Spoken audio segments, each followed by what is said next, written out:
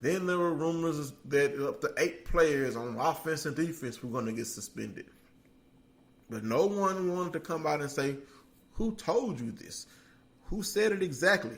But the aforementioned heartbeat of Mississippi State sports stepped forward to quell those rumors. Steve Robertson said that Keaton Thompson will be available when the Bulldogs take the field in the Superdome against the Raging Cajuns.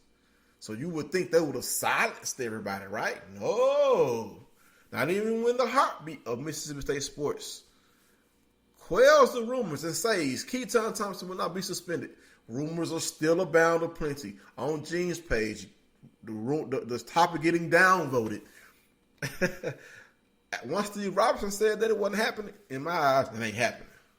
So it's just crazy. I mean, you hear everything from Tutorgate to Schoolgate to, whether it's on Ole Miss that started this, or, I mean, we'll all find out sooner or later. I mean, I don't know if Joe Mo will ever come out and say it and say who's, why they're suspended, kind of like, with the Witherspoon issue with basketball. It's just like, hey, just spend it, and that's all you're going to find out.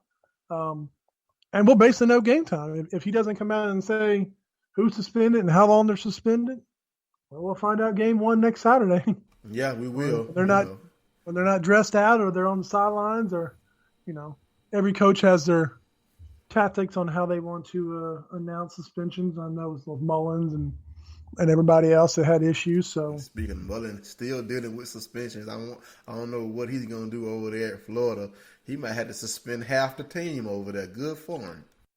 Half his team suspended. Half the team has already left recruiting. I mean, oh, Lord. We'll get into that later on in our college football pick'em. So.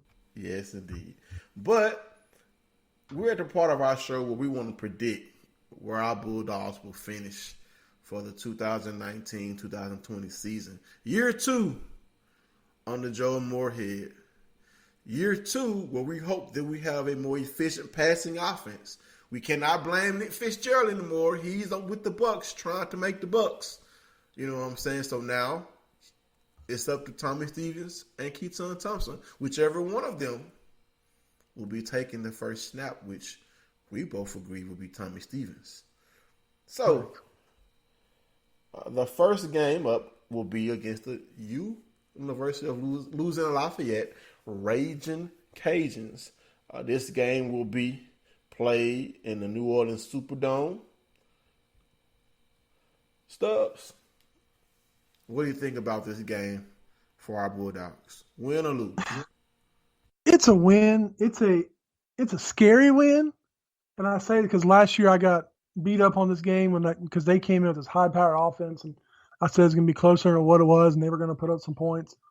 But then again, we didn't know we were going to have the defense we had last year, and basically shut down everybody there was that Definitely came across.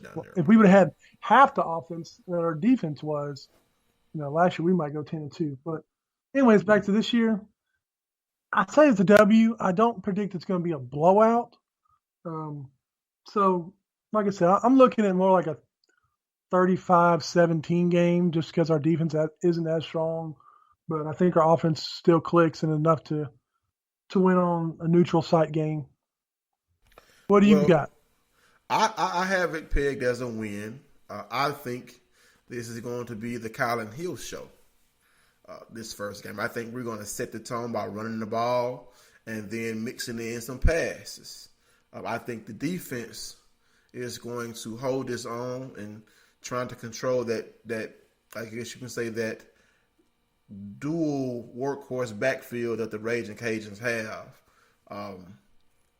So I'm pegging this down as a win for our Bulldogs. I say this is going to be 42-20. We're going to give up 2 touchdowns and 2 field goals to the Raging Cajuns. Maroon Maniacs are taking a quick commercial break. So while we're on break, enjoy this tune by Sergei Narcisov, Vikings, found at www.free-stock-music.com.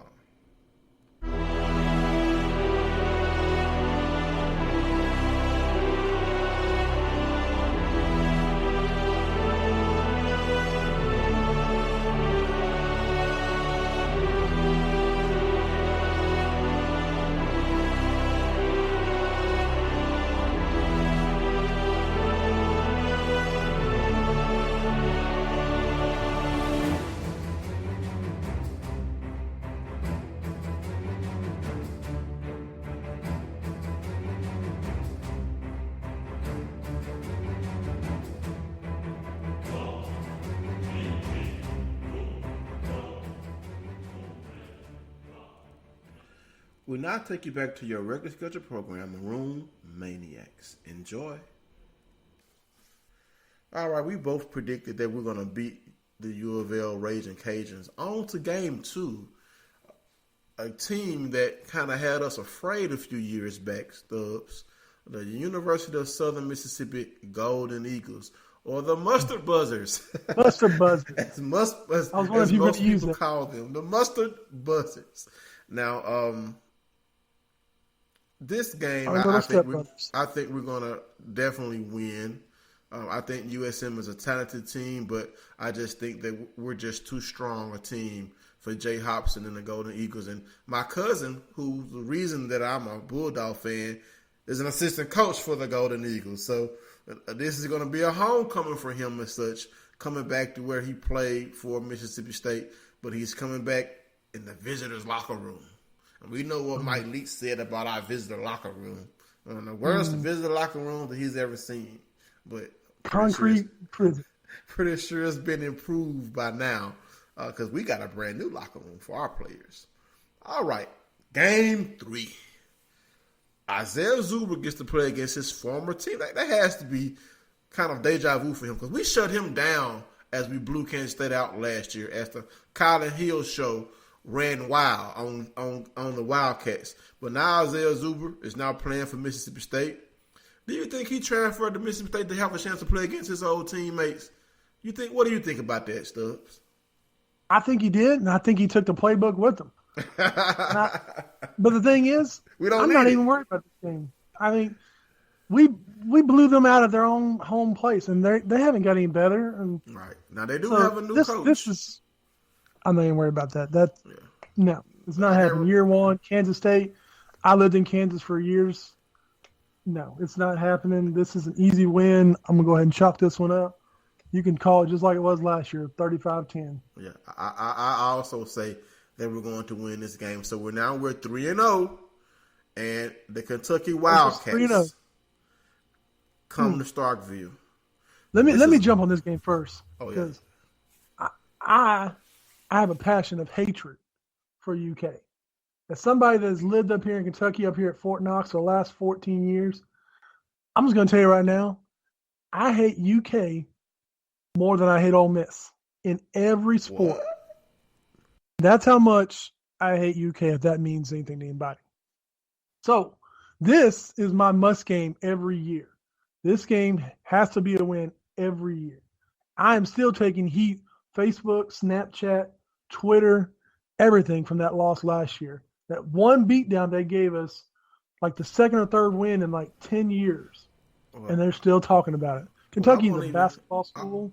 Stick to it. I wouldn't say it's a beatdown because, 14-7, we were in the game and the offense gave the game away. I mean, we were within striking distance. And the defense was actually handling Kentucky's offense. Benny Snell, of course, playing for the Steelers. Now he's gone. So this is going to be a revenge game for you, Stubbs. I see us blowing out Mark Stoops and the Wildcats. Even though he has recruited well, we're going to get our revenge. And this is going to solidify our 4-0 start. Are we in agreement? Yep. Both of us got a W. Both of us 4-0. And I can't wait to watch UK lose bad. All right. Now we head on the road, on the plains to Auburn. 16th ranked Auburn Tigers starting a true freshman quarterback.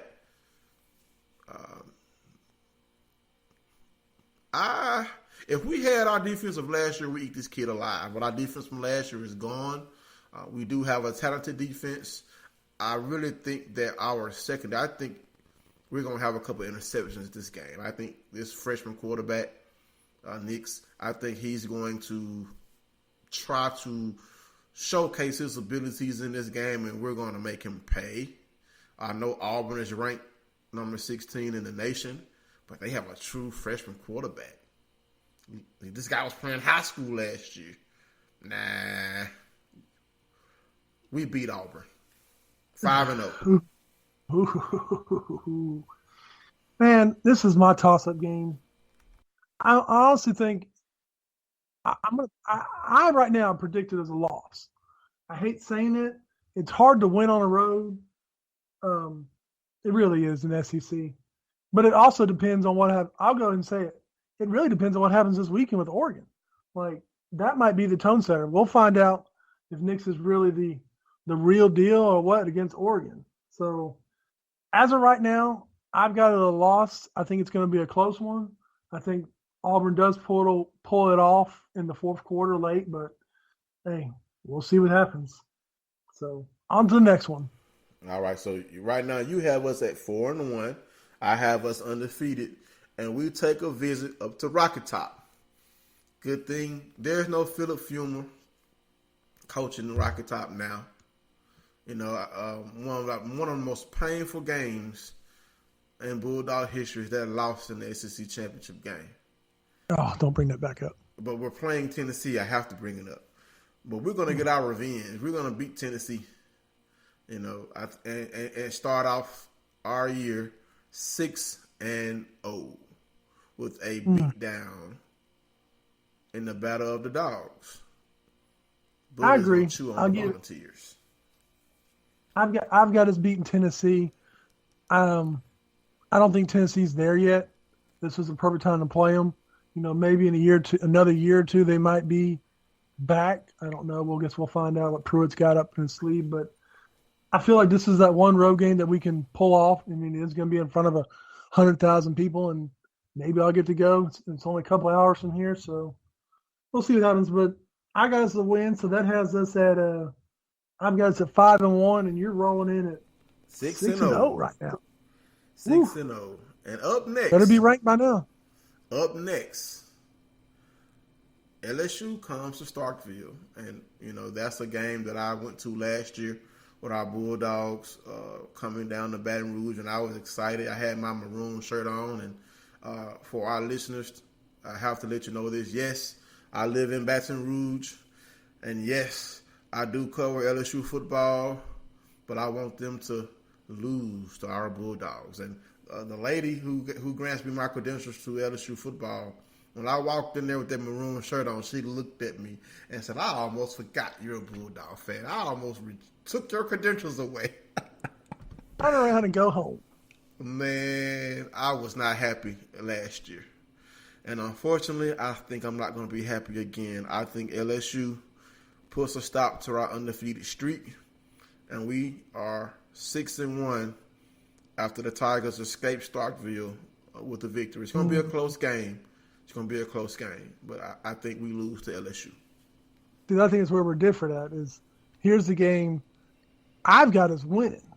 I know LSU has had our numbers for years until, you know, Prescott went down there and got him a win, and we did get a win with Fitzgerald at the helm, but I know that everybody's said LSU's better here and there. I just don't see it. I don't know what it is that it's almost like that Bama scare. Like it's just the name. And I don't know if it's the same thing with LSU because they've beaten us so much. But I still feel that this is going to be a night game, and it's going to be rocking, and those cowbells are going to be going, and the players are going to feed off this game. And I think we'll win, watch this, by a field goal this time. By a field goal? Yeah, we're going to win a field goal, 24-21. Chris is going to make the winning field goal? I guess we'll see. So, right now, we both have us coming in at 6-1. And now we leave the friendly confines of Starkville and head up to College Station to take on Jimbo Fisher, Kellen Mond, the 12th man, and the Texas A&M Aggies. What's your prediction for this game, Stubbs? This game scares me. I mean, I know we won. A&M always fades in the second half of the season, but we'll see how Jimbo works. He's a different type of monster. But he's when you got a monster, definitely. Yeah, this is true. I don't know. I just don't like this game. I feel like coming off